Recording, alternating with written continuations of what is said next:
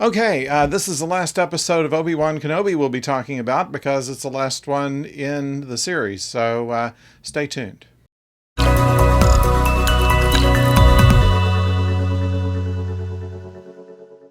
Hello out there, I'm the oldest nerd, and they end up Obi Wan Kenobi with a longer than usual episode, and in doing so, we have some things that we need to see in order to keep continuity with A New Hope, which would be what happens after the effects of this particular miniseries.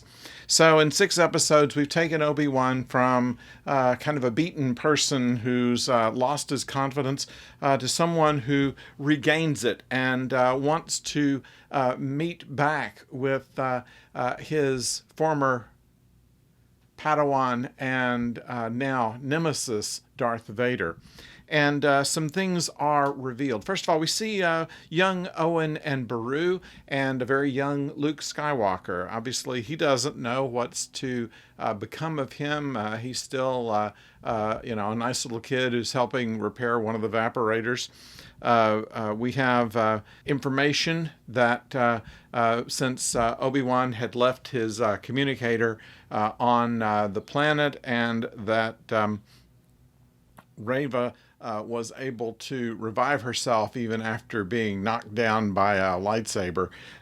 She was able to pick this up and find the message that everybody's going to be gathering on Tatooine, and so she heads there herself. Meanwhile, Vader and his ship are following the transport that left the planet with Obi-Wan on board and Leia. Obi-Wan realizes that Vader just wants him, and there's no way that they're going to get away because, of course, their hyperdrive motivator isn't working because, it has to. And so he is going to go off on his own. They dump him into a shuttle, which interestingly does have lightspeed capabilities. And then, why they couldn't have just run Leia back to Alderaan by that time escapes me. But be that as it may, Vader certainly realizes that it's Obi-Wan who's gotten in the shuttle, and he lets off the attack on the main freighter and heads for where Obi-Wan goes, which appears to be the planet of stalagmites. This is a good place because in a fight you can knock down stalagmites, and you can hide behind them and jump out from them and things like this. So it's a handy planet to have around if you're going to have a laser battle or a lightsaber battle. So that is a place where Anakin as Vader and Obi-Wan meet and go into the big fight scene that we've all been waiting for. And of course, we know how it's going to come out. I mean, it's not going to be where Vader kills Obi-Wan or that Obi-Wan kills Vader, because they all have to appear in the movie that's already been made. So what we see is just who wins the battle. And Vader has, even from when he was still the apprentice, was always intent on winning, and this is something that Obi-Wan saw as a weakness. And so the battle goes, and we won't tell you how it came out, but it was clever how it was done, and it's believable how it ended up.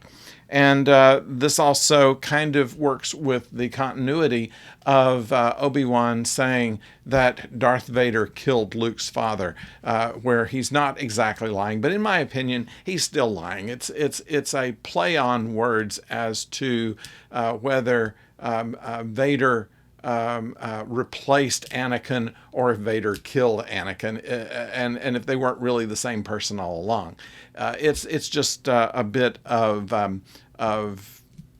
rhetoric that's really separating Obi-Wan from just straight out lying to Luke.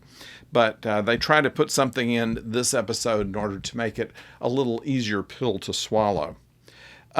We also find that Reva is headed for Tatooine and does get into a battle with Owen and Beru, which turns out that they're pretty good fighters themselves. And there's a flashback that comes to her, we won't, of course, Luke does not die. Luke is not apprehended.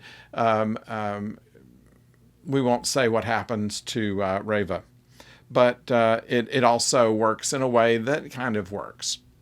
And then we finally have Obi Wan back on Tatooine in place for where he will be in A New Hope in another, say, 7 to 10 years in the story's